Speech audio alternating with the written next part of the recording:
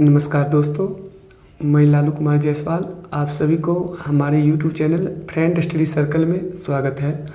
दोस्तों, आज हम बात करेंगे कुछ विवादित क्षेत्र। सबसे ज़्यादा विवादित क्षेत्र आप लोग जानते होंगे जम्मू कश्मीर और लद्दाख के बारे में। तो आज हम इसी के बारे में चर्चा करेंगे।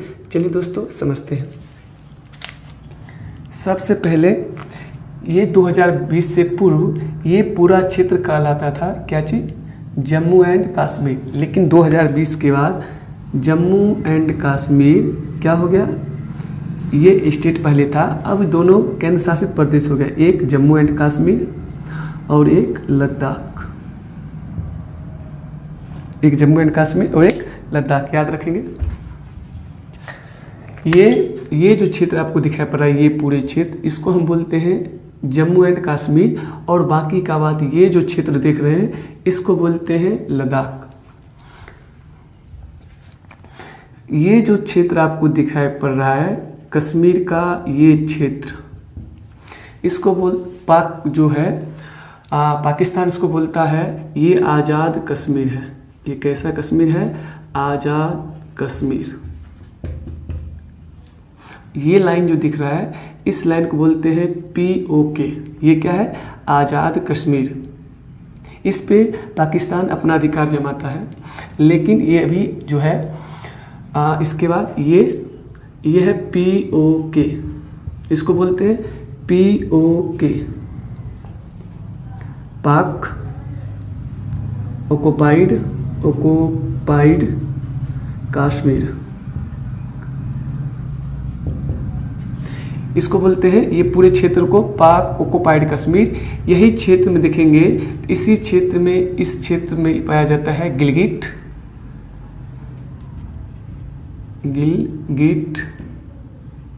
ये जो क्षेत्र है इस एक ऐसा क्षेत्र है गिलगिट, और इस क्षेत्र को कहते हैं बाल्टिस्तान।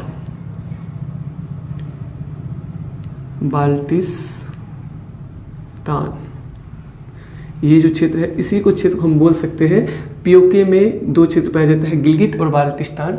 आज से कुछ दिन पहले ही हमारे यहाँ के जो मौसम वैज्ञानिक थे, यहाँ का भी समय बता दिया था, जो विवादित हो गया था, बहुत ही विवाद हुआ था, जिसको हम बोलते हैं गिलगिट और बाल्टिस्तान। यहीं पे अगर हम देखेंगे इसी क्षेत्र में एक और चीज़, इस लाइन जो यहाँ से ये लाइन देख रहे हैं आप लोग, इसको बोलते हैं LAC।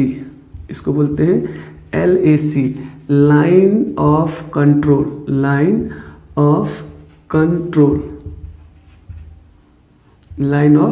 कंट्रोल। और इसी क्षेत्र में जब आप आगे हम हिमालय के बारे में पढ़ेंगे तो ट्रांस हिमालय का भाग है। एक हिमालय आता है, इसको बोलते हैं काराकोरम, इसको बोलते हैं लद्दाख, और जब इसको हम देखें इसको बोलते हैं जास्कर। काराकोरम पे एक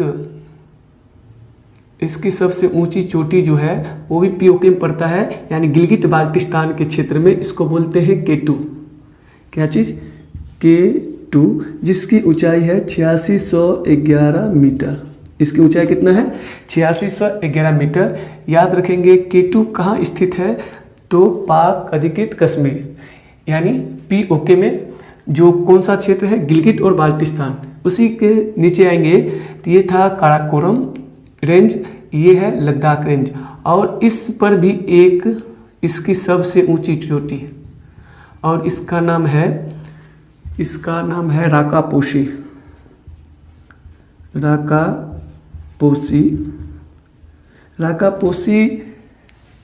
श्रेणी के राकापोशी चोटी जो है ये विश्व की सबसे तीव्र ढलान वाली चोटी है।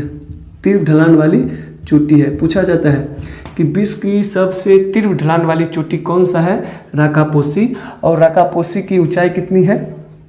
इसकी ऊंचाई है 7787 मीटर, 7787 मीटर।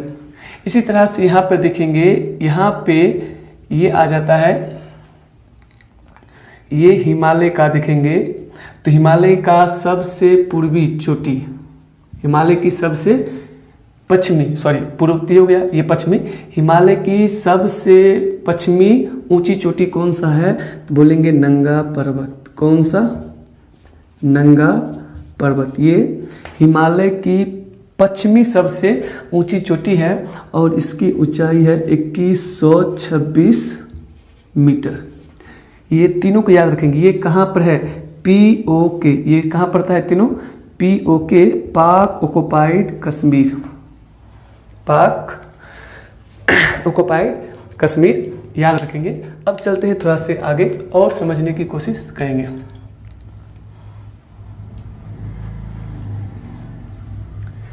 तो यहाँ तक हम देख लिए हैं। ये क्या है?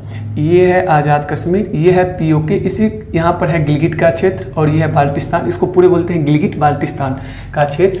अब यहाँ जो आप ये देख रहे हैं, ये वाला जो हम पेंट कर रहे हैं, इसको बोलते हैं शुष्क गम घाटी। शुष्क गम घाटी, यानी एक यहाँ पर नदी बहती है जिस नदी का नाम है शुष्क गम नदी। इसी नदी घाटी है। ये जो पहले था 1962 से पूर्व, ये पाकिस्तान के पास था, लेकिन भारत और चीन के युद्ध के बाद, 1962 के भारत और चीन के युद्ध के बाद, पाकिस्तान ने ये जो है शुष्क गम घाटी ये किसको दे दिया है? ये दे दिया है चीन को। क्या चीज़ पर दे दिया है? लीज पर। यानी ये जो शुष्क गम घाटी है 1962 से पूर्व किसके पास था? पाकिस्तान का अधिकार था, लेकिन 1962 का युद्ध जो हुआ था भारत और चीन के, इसके बाद ये जो है क्षेत्र किसको दे दिया गया? चीन को। तो याद रखेंगे शुष्क गम घाटी अभी वर्तमान में किसके पास है? तो याद रखेंगे चीन के पास। दोस्तों आप ये जो क्षेत्र देख रहे हैं, ये जो ब्लैक कलर का है, इसको बोलते हैं सियाचिन। सियाचिन, यहाँ से बहुत बार क्वेश्चन पूछा गया है। ये सियाचिन जो है, यहाँ सियाचिन ग्लेशियर भी है, तो याद रखेंगे भारत का, इस पर किसका अधिकार है? भारत का। और ये सियाचिन विश्व का सबसे ऊंचा युद्ध स्थल है। सियाचिन के बारे में लिख लेंगे। सियाचिन विश्व का सबसे ऊंचा युद्ध स्थल कौन सा है? ऊंचा युद्ध स्थल सियाचिन ग्लेशियर। कौन सा है? सियाचिन ग्लेशियर। और शुष्क गम घाटी जो है, ये 1962 से पूर्व किसके पास था? शुष्क गम घाटी जो था 1962 से पूर्व पाकिस्तान के बाद किसके पास? पाक के पास। और वर्तमान में ये किसके पास है? चीन के पास। ये भी याद रखेंगे।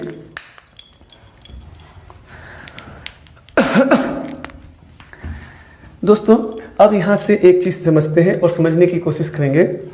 ये जो आप देख रहे हैं, यहाँ से क्यों? क्योंकि यहाँ से लेके और यहाँ पे जो है किसका है? ये क्षेत्र यहाँ सीमा बनाता है अफगानिस्तान। कौन सीमा बनाता है? अफगानिस्तान। ये जो है सीमा अफगानिस्तान बनाता है। तो यहाँ से स्टार्ट होता है और ये जो पूरे यहाँ से लेके कहाँ तक? गुजरात तक। यहाँ पर एक उस समय का था श्रील रेड क्लिफ ब्राउन ने 14 अगस्त 1947 से 17 अगस्त 1947 तक एक लाइन का निर्धारण किया गया। क्या निर्धारण किया गया? यहाँ प्रकाशन किया गया। कब प्रकाशन किया गया? 14 अगस्त 1947 से लेके 17 अगस्त 1947 तक। कौन लाइन? इसको बोलते हैं रेड क्लिफ लाइन। इसको बोलते हैं रेड क्लिफ। कौन सा लाइन? इसी को लाइन बोलते हैं रेड क्लिफ रेखा। किसके बीच है? तो इधर पड़ता है पाकिस्तान, ये है भारत। तो भारत और पाकिस्तान के बीच, भारत और पाकिस्तान के बीच कौन सा लाइन है? Red Cliff line. कब निर्धारण किया गया है? 14 अगस्त 1947 से 17 अगस्त 1947 तक। दोस्तों एक और चीज़ यहाँ की कहानी के बारे में समझेंगे। ये जो जम्मू पहले था जम्मू कश्मीर, यहाँ का राजा हुआ करता था हरि सिंह। कौन हुआ करता था? हरि सिंह। वो क्या है कि हरि सिंह जो है ये पूरा जम्मू कश्मीर का क्षेत्र भारत में विलय करना चाहता था, लेकिन यहाँ पर जो मुस्लिम आबादी था, मुस्लिम जाति थे वो, और यहाँ पर एक जाति जो था, नामी जाति था यहाँ का पाया जाता, मुसाद। कौन सा जाति? मुसाद। यहाँ की स्थानीय मुस्लिम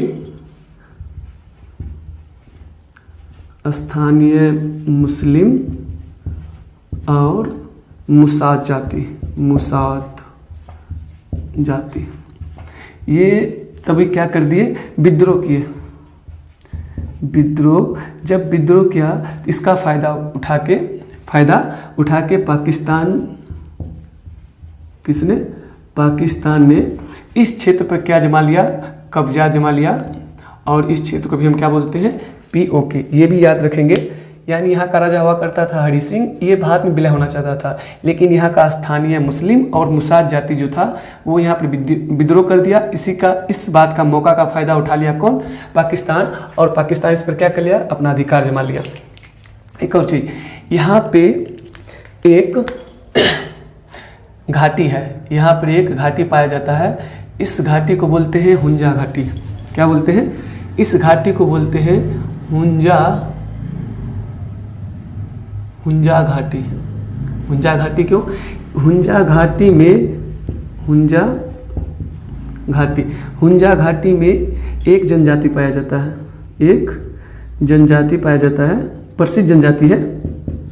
प्रसिद्ध जनजाति पाया जाता है।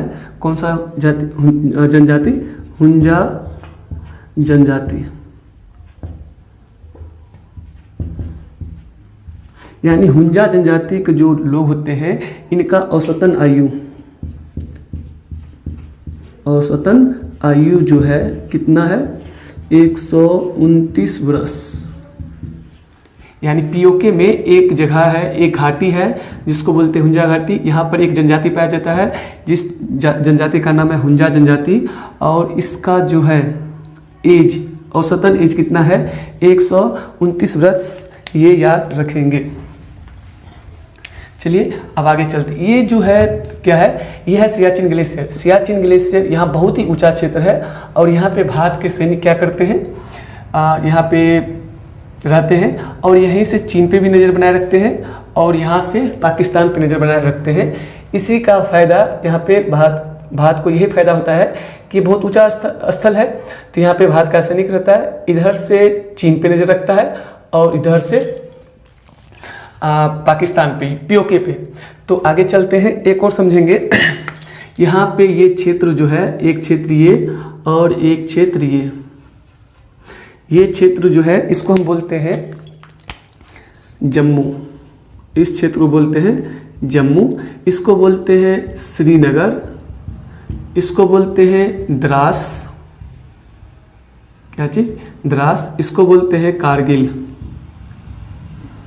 यानी यहाँ पे क्या है? जम्मू है। ये क्या है? यहाँ इस क्षेत्र को श्रीनगर, यहाँ पे श्रीनगर स्थित है। यहाँ पर जो है क्षेत्र इसको बोलते हैं द्रास। ये है कारगिल और ये है लेह। यहाँ से एक रोड मार्ग जुड़ा हुआ है। एक रोड मार्ग जुड़ा हुआ है। कहाँ से? जम्मू कश्मीर से श्रीनगर, जम्मू से श्रीनगर, श्रीनगर से द्रास, द्रास से कारगिल और कारगिल से लेह। यानी कहाँ से?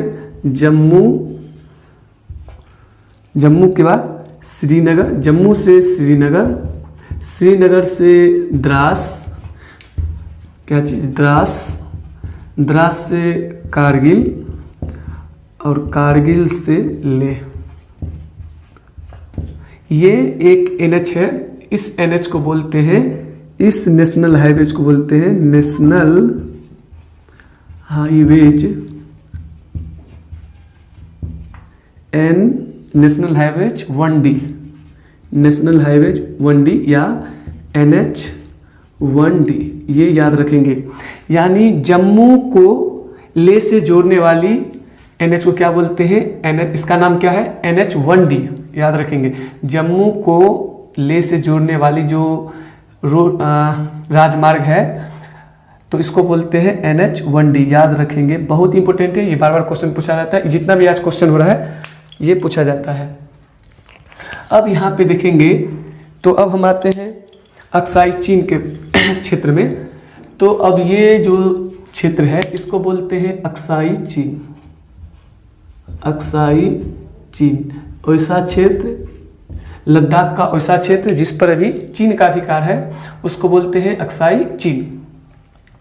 इसको बोलते हैं LAC, line of actual control, यानी LAC, line of actual control. ये लाइन ऑफ एक्चुअल कंट्रोल किसके किसके बीच है, तो भारत और चीन के बीच। LOC भारत और पाकिस्तान के बीच। ये जो आप क्षेत्र देख रहे हैं इसको बोलते हैं, अच्छा चलिए इसको बाद में देखेंगे।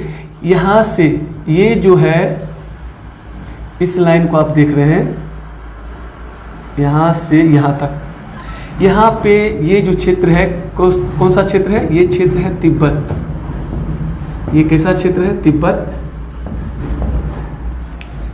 जम्मू कश्मीर और तिब्बत ऐसा स्थल जो जम्मू कश्मीर और भारत का वैसा स्थल जो जम्मू कश्मीर और तिब्बत, यानी भारत का जम्मू कश्मीर और चीन का, यानी चीन जिस पे अधिकार करता है तिब्बत का जो सीमा बनता है, इसको शुरू में बोला जाता था, इसी को जॉनसन रेखा, क्या चीज़, जॉनसन रेखा, जॉनसन रेखा, इसको क्या बोला जाता है, इसको बोला जाता है जॉनसन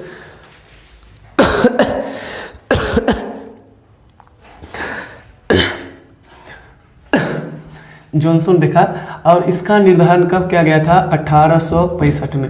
ये जो है जम्मू कश्मीर और तिब्बत से जो सीमा बनती है उसको बोलते हैं जॉनसन रेखा। और इसका निर्धारण कब किया गया, इसका निर्धारण किया गया है 1865 ईस्वी में। इसके बाद इस लाइन को हम जो LAC है इसी को हम बोलते हैं डैश लाइन। क्या चीज, डैश लाइन। क्या चीज, डैश लाइन। और इसका निर्धारण कब किया गया, 1891 में।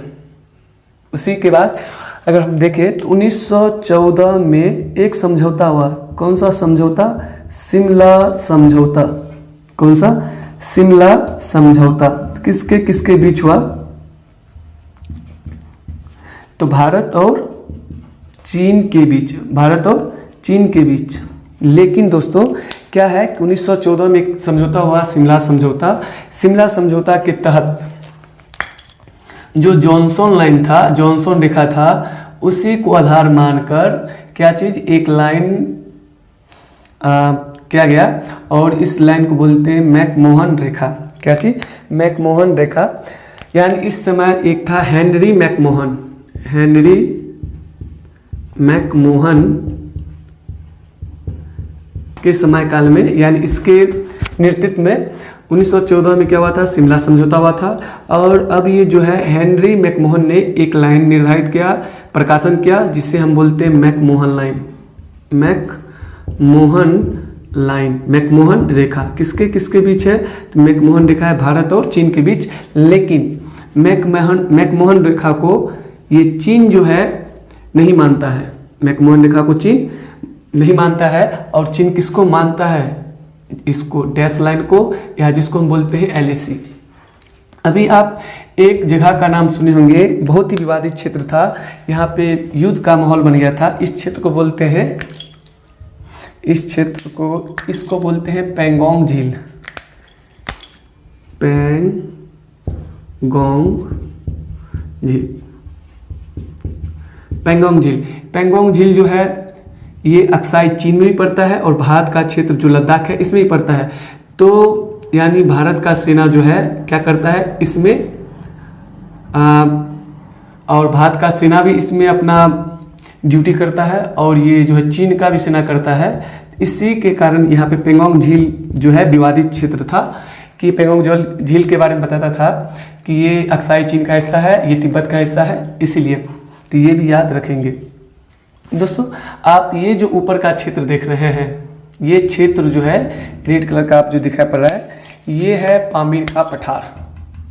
यहाँ से अगर हम देखें तो यहाँ से पामीर के पठार से, यहाँ से कौन, सुलेमान पर्वत, हिंदुकुश पर्वत, किरथर, ये कौन सा पर्वत है, ये है सुलेमान, ये है ये है हिंदुकुश,